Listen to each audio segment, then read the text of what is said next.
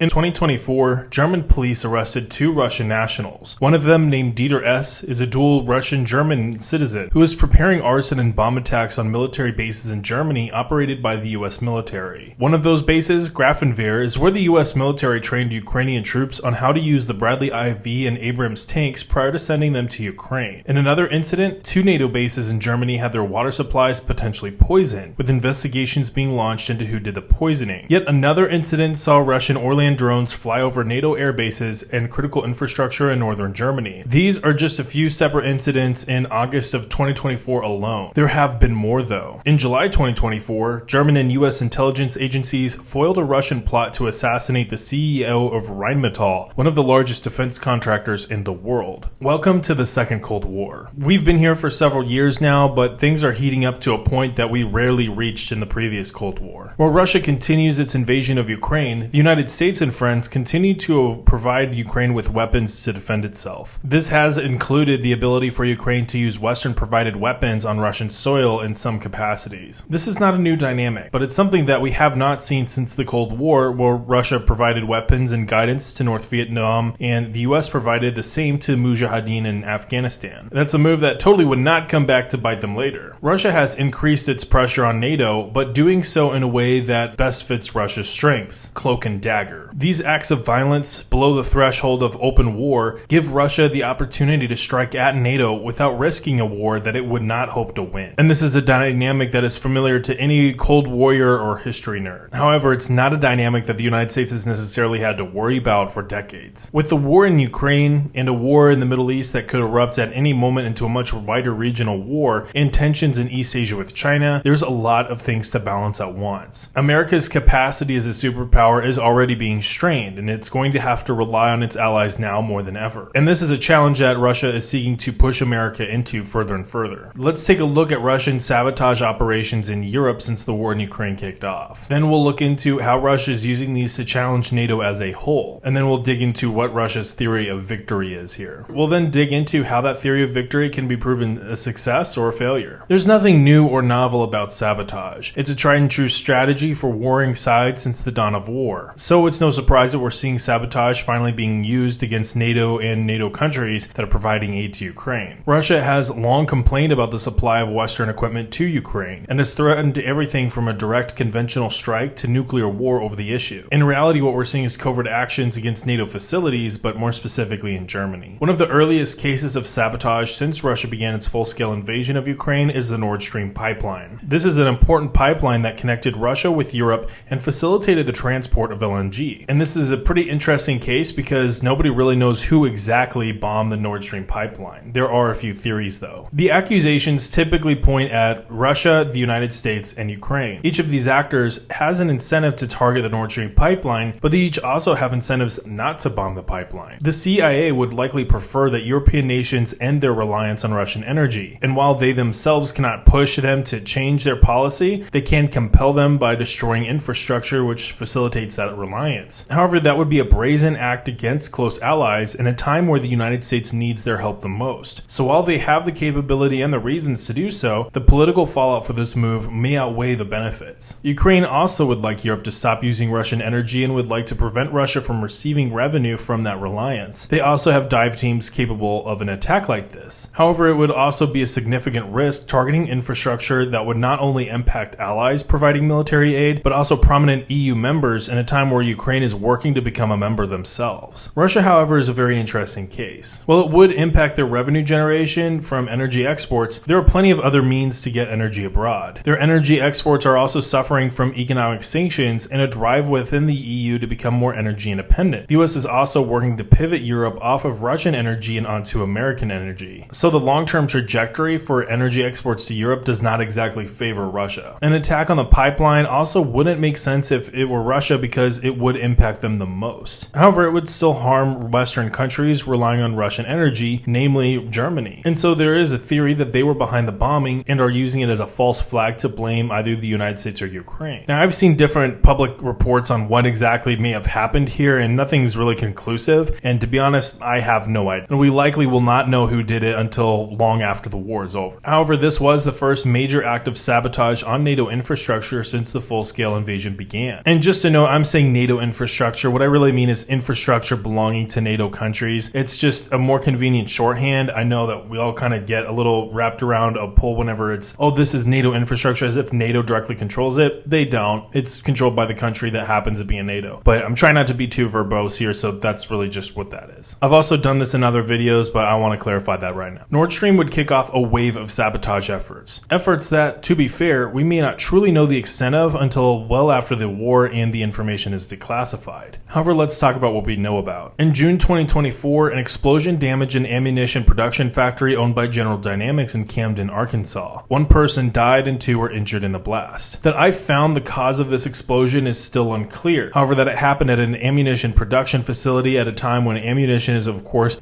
specifically artillery ammunition, is a huge need for Ukraine, and this was a plant building artillery ammunition, and this happened at a time when America is ramping up its artillery ammunition production. I think the timing is a little suspicious for this to happen. These types of incidents don't happen often. If it was an accident, which maybe it was, who knows, that's one heck of a time and place for an accident like this to happen. Also in June, reports came out of a foiled plot by Russian intelligence to assassinate the CEO of Rheinmetall. Rheinmetall is the company behind a lot of military gear that Germany is sending to Ukraine. So while it makes some sense for Russia to want to target their CEO, there's also a lot of reasons for them maybe to not do that. Firstly, the CEO does not really have any impact on political policy decisions made by the German government, specifically whether or not Germany sends military aid to Ukraine. Second, he is a pretty high-profile figure in a NATO country, and a prominent one at that, and so killing him would draw Russia even closer to the crosshairs than they even were before. Despite the plot being foiled, that has not stopped Russia from pursuing sabotage operations. This has included more fires at manufacturing plants in Germany and attacks on rail infrastructure across Germany. This also included attacks and threats of attacks on critical infrastructure in France during the lead up to the 2024 Olympics. And then of course now there are reports that Russia is surveilling critical infrastructure at military bases across northern Germany using drones. And these aren't bases that are just used by the German military, these are NATO bases that are also used by the United States and contain aircraft that are part of America's early warning radar network. It's an escalation, but more importantly, I think it signals that the aid to Ukraine has been effective, and here's why. Yes, we can tell that the aid is effective because we've seen the results on the battlefield, and it's often published by the Russians themselves after the fact. But it's also effective because Russia clearly wants that aid to stop. If it was not making a significant battlefield impact, or if the impacts themselves were purely for propaganda, then they likely wouldn't be going to such lengths to try to bring an end or to disrupt the flow of aid to Ukraine, including the risk of drawing NATO countries into the war themselves. None of this has stopped the United States and NATO countries from providing aid to Ukraine. Yes, Germany just announced that it's cutting back its aid. However, this appears to be more financially and economically motivated than a risk mitigation issue. However, it does tell us about Russia's overall strategy here. First is to actually tangibly slow the aid to Ukraine down a little bit, and this is more specific to attacks on the rail network and other critical infrastructure. Ukraine needs everything it can get as soon as possible, so these delays can become problematic. Second, it's to send a message. Poisoning the water of German barracks or attempting to bomb a training facility isn't going to stop the aid from reaching Ukraine. Instead, it's an attempt to signal that Russia's threats of escalation aren't mere words. And we've seen plenty of Russian threats fall flat up to this point. This is not a huge statement to make. They routinely make nuclear threats to things that Ukraine has either done or is actively doing. However, we have seen those threats succeed in triggering the risk aversion of key decision makers in Germany and the United States. This has been a key concern for Ukraine, which is again in need of key assistance that the US and others can provide, but it hasn't exactly gotten that since it does not want the war to escalate outside of Ukraine. The perfect example of this would be the use of Western weapons inside of Russia proper. Russia has been able to mass forces across the border, which has included the use of logistics facilities that support Russian troops inside Ukraine and the use of air bases that have targeted Ukrainian citizens. Ukraine obviously wants to target those sites and has with the Ukrainian-made systems. However, they're nowhere near as fast or as effective as some US or German supplied systems like ATACMS. The US initially wanted to avoid escalation by preventing Ukraine from using US weapons to strike inside Russia. However, after Russia launched the Kharkiv offensive, the US changed its position and allowed Ukraine to strike targets in just the Belgorod Oblast only. Following the Ukrainian Kursk offensive, that position has again been revised, and now Ukraine can use weapons inside of Kursk. There's still an ongoing debate that by the time you watch this video, maybe that policy decision will have been made, where Ukraine is trying to lobby the United States into allowing them to use US weapons deeper inside of Russia. And by the time that this video gets published, that decision may have been made, and maybe Ukraine is even allowed to do that. And so then then, we're going to have to be paying attention not only to what the reaction is on Ukraine and the United States, but what their sabotage efforts do. This slow, incremental ramp up lets the US avoid escalation while also gives Ukraine the ability to target at least some military targets. However, it's not perfect. There's still a significant lag time between whenever Ukraine really needs to launch these strikes into Russia and when they're actually granted permission. And in the meantime, Russia is able to continue their strikes on Ukrainian cities. Regardless, Russian threats of nuclear strikes, should the US weapons be used in Russia, appears to be hollow. Nice try, Dmitry. Overall, the Russian sabotage strategy appears to be aimed at both practical and political results. Slow the flow of aid and increase paranoia of further Russian responses elsewhere. It's also a gut check for countries assisting Ukraine. Are they themselves really willing to go to war over this? Russia is already moving towards a total war capacity over Ukraine, with the framing of the war as an existential fight for its own survival. Meanwhile, in the West, this is much less existential. Therefore, Western countries like the United States and Germany may be less willing to go to war with Russia if it came down to it over Ukraine. And so Russia is attempting to signal that that's where things can be headed. This is just my interpretation of this, though. There are definitely some ways that this plan can work and ways that it does not work, though. It'll work if Western countries, and more specifically their electorates, aren't willing to go to war. For this, Russia has to walk a tightrope. The people of Poland, for example, may be more willing to fight Russia than, say, the people of France or Germany. They're all NATO countries, but they have completely different political situations. Some of that, of course, is the risk that Poland has to Russia just in being a neighbor of Russia, and some of that is very much historical. This war is very real for Poland, but for Germany or France, this war becomes less real and less immediate. At least not as real or immediate as it is for Poland or the Baltics. So Russia can signal to Germans via direct acts of sabotage that it's moving closer to a hot war with Russia if it continues to provide aid to Ukraine. For Olaf Scholz, a notoriously risk-averse leader, this is certainly in play. If, however, they miscalculate and they launch an attack that accidentally kills several civilians or other Germans, then this could become a much larger issue, and it could lead to the opposite reaction. Say a bomb kills a dozen German troops or civilians, or a power outage hits Berlin for too long. German citizens may wake up to the threat that Russia poses and decide it's time to act. So Russia has to continue on this track very, very carefully, and only launch attacks that they know will be able to disrupt the flow of aid to Ukraine without causing any significant loss of life, and itself being below the threshold of